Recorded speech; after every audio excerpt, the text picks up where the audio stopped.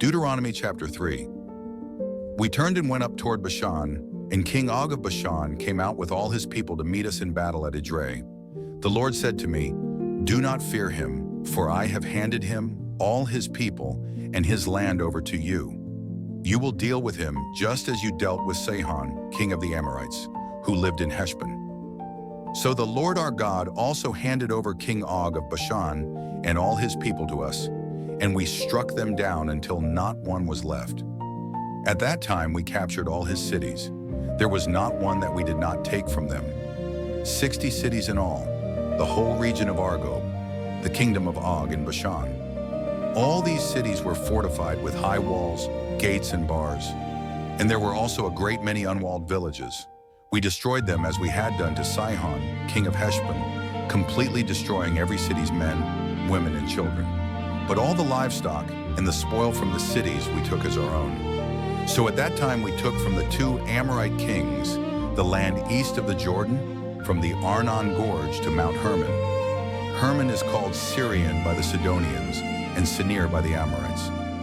We captured all the towns of the plateau, all Gilead, all Bashan as far as Salekah and Edrei, towns of Og's kingdom in Bashan. Only Og, king of Bashan, remained of the remnant of the Rephaites. His bedstead is still in Rabbah of the Ammonites. It is made of iron and is 9 cubits long and 4 cubits wide by the standard cubit. At that time I gave to the tribes of Reuben and Gad the land from Aroer by the Arnon Gorge, half the hill country of Gilead, together with its towns. The rest of Gilead and all Bashan, the whole region of Argob, the domain of Og, I gave to half the tribe of Manasseh.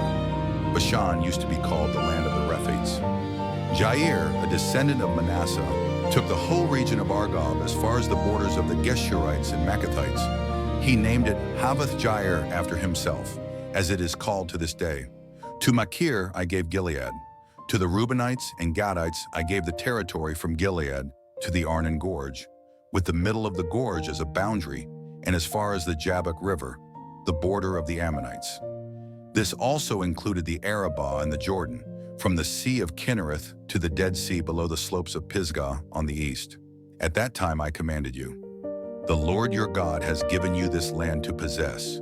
All your fighting men must cross over armed ahead of your brothers, the Israelites.